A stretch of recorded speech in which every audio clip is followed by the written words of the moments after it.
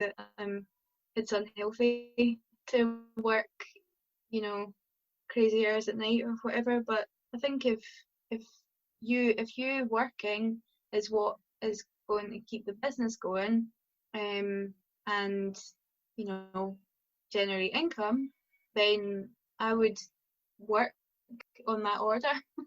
You know, it's hard to say no when you're your own boss. That's what you've got to do. I think you're absolutely right. So one thing I think I've realized since I've grown my business a little bit and been in business a little bit longer, at the beginning I would rush to answer messages as quickly as possible. And if somebody's message had been sitting there for like an hour, even if it was say 10 or 11 o'clock at night, way outside my working hours, I would still be sitting there going, oh no, what if they think I'm ignoring them, or maybe they've booked someone else? And since I've stopped answering messages at all hours of the night, I have, of course, lost clients. You'll get some people that, you know, if you answer them back the next day, they've already booked somebody else. But then I try and tell myself those aren't my ideal clients. I want clients who really want to work with me. And that's different, you know, from a product to a service-based business. Of course, it's a little bit different. But sure. I think what really sets photographers apart, aside from having a slightly different style, is their approach to things. So I like to think that the people that book me can see me spending their wedding day with them, or can see me working on their brand photography with them over a period of time, rather than just booking me because I'm the first person who gets back to them. So that's what I tell myself anyways, if I lose out on a booking, because I've stuck to my guns. Yeah. I used to beat myself up about that kind of thing. If, you know, I got back to somebody, answered their question and then didn't hear, I used to think, oh, how can I modify my service? You know, is it the price? Is it I don't know, whatever. But then that's undervaluing your service and your product if you start going down that route and changing things just to get the business. You know, I mean, obviously to an extent you can do that, but somebody with, you know, people will come to you, come back to you if they know that your work is of a high standard, and the service that they're going to get from it as well. No, and I think too, it's all about confidence, and it takes a while to build that up. So let me think. So I've ran my business over here in Scotland for 5 years almost. But since it's been my only kind of full-time income stream, it's been 3 years. And every year I've gotten a little bit better at this, about like not worrying so much when you do lose an inquiry because you've not gotten back quickly enough, or, you know, little things like that at the beginning I think are so discouraging and almost make you start this thought process of like, I need to work 24/7. I always need to be on call. I need to answer every notification that comes through on my phone. And it just takes time to kind of build up that confidence and realize that you don't have to do that and you are allowed to have time off. Oh, absolutely. And time and waiting and seeing how things go is something that I don't usually have patience for, and I always think, oh, I need to be at this point by this time, but working in this job I've realised that you can't do that, and it does take time to build something, or you know, get perfect at something. Not that I'm going to be perfect at things, but working out the best ways to make products better, or, you know, manage my time much better. My time management is still needs some work, but things like that, it's time and experience, and you don't learn these things unless you're doing it every day. So, and I think too, it's difficult because when you have a job where you work, even if it's not 9 to 5, but you have set work hours and you leave your house and you go to said job, and when you come home, even if you are in an industry where you're sort of expected to keep an eye on your emails, or you're expected to put in extra hours, you still have more of a separation between like work life and personal life. But I think when you run your own business, some people have premises as well, but it's so close to your heart, it's your baby, and it's really, really hard to check out. And we always find this when we go on holiday. I always have this urge, like I need to check my emails. I always put an out of office on, and I make sure that anybody who's waiting on anything or expecting to hear from me knows that I'm away.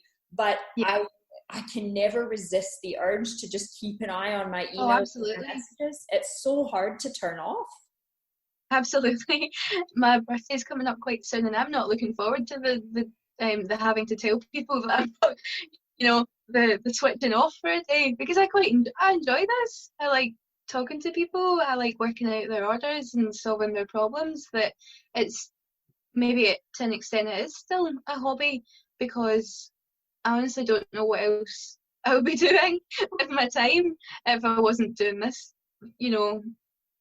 more than 9 to 5. That's why I'm maybe up till really late, but it's because I don't know what else I would be doing, because I enjoy it so much.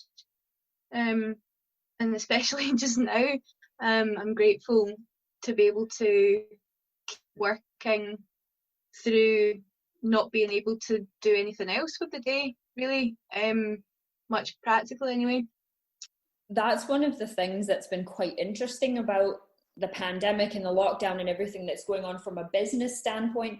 Obviously, as small businesses, it's really worrying for everybody. Everybody's a bit worried about their jobs and their industries, but it's really hard when you run a small business and that's your livelihood. And I think a lot of people can just look at, you say you run a business, and women especially sometimes get this look like, oh, that's cute. I know. There are people that don't take that seriously. And even the way that the media has been reporting the information on like the furlough scheme, and then the way that they report the information on small business, it's almost made out as though the government is helping furloughed people, but the small business grants and the small bits of help that are becoming available, that's the taxpayers' money. So even the way that it's being reported by the media, and the way that it's been spoken about by a lot of people that aren't maybe in the small business community, it does. Yeah. They're being treated very differently than people that have 9 to 5s. Yeah, I think there's at the very start anyway, I'm not sure about now when all this more information's come out, but at the start when the mention came in about money for small businesses, but then it turned out it was just if you had premises. Before finding out about that, I had people thinking that I was suddenly going to get 10 grand just handed to me, because they hear small business and think that it's all the same, and like, no, it's really not going to work that way. Hence the reason we're still working and still trying to keep things going, Yeah, it's been really challenging, and I think for a lot of product-based businesses like yourself, you are able to keep working and you're offering. Thankfully, it's just me here as well, and so that's been a major factor in being able to keep working. That I don't have anyone to distance from. Yeah, I think it depends a lot on the size of your business and how you operate. And it's been really interesting to see sort of like yourself, the new products that people have added or different levels of service. Like you're saying, you're now filling people's greeting cards out for them and you're able to post them directly to the recipient. I know that you're not charging for postage and things like that as well right now. You're doing free delivery. So things like that are kind of, you're adding a whole nother level of service to your business. And it's been really interesting to see people get creative with that and find a way to still work during this. Yep. I think it's the phrase that I've been repeating with other people that run their own businesses is diversify or die, really. As morbid as that sounds, that's sort of the long and short of it. And I know at the very beginning of lockdown and businesses being put on hold and life not being normal anymore, that was a big worry. Was all right, okay, no, so the business that I've spent years building up is just going to go then, is it? But that doesn't have to happen. If you can think of a different way to keep it going, or if there's that demand to diversify and keep going.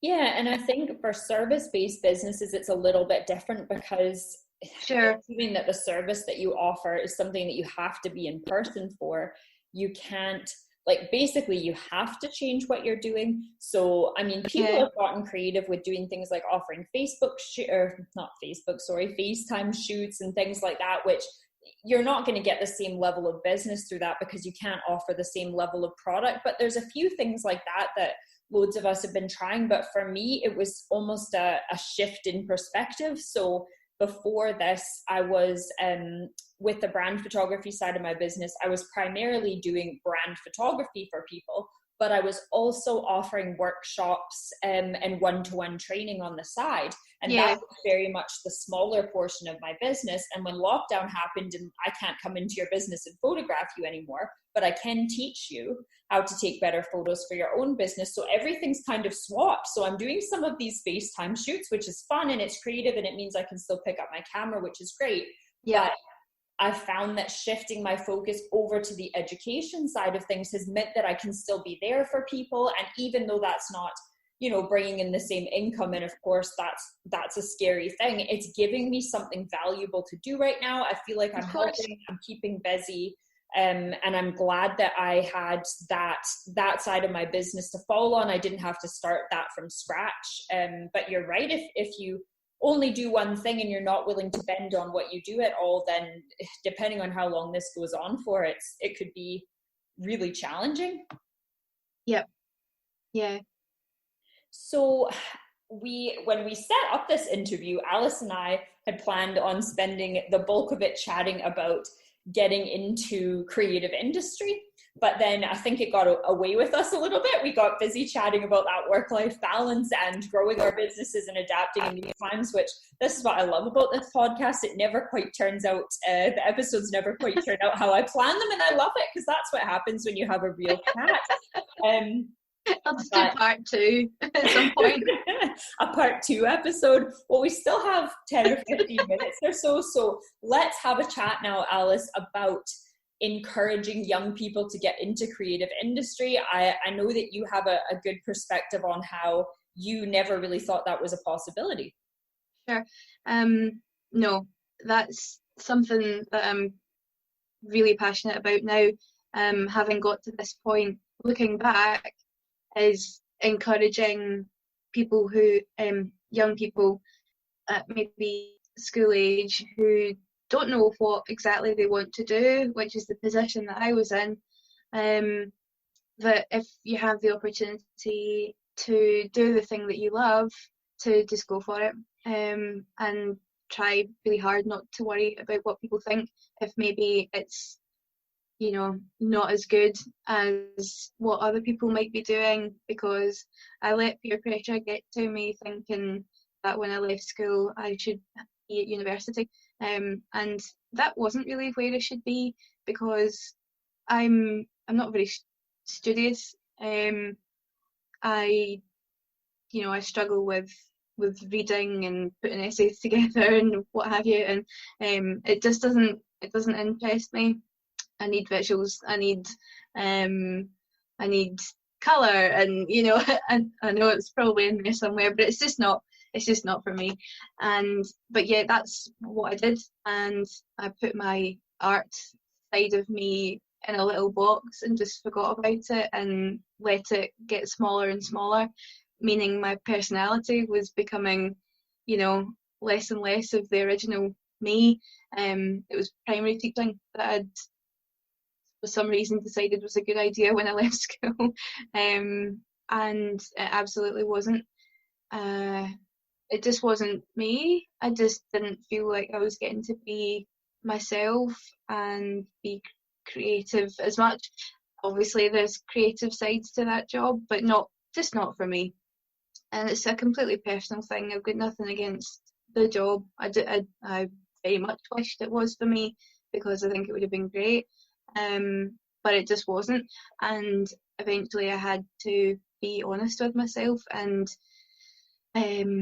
just come to the conclusion that I needed to follow the path that was going to make me happy. Again, like I've said before, I realised being happy in what you're doing is a privilege, and I'm really grateful for the fact that I was able to take steps towards where I am now, which then was leaving university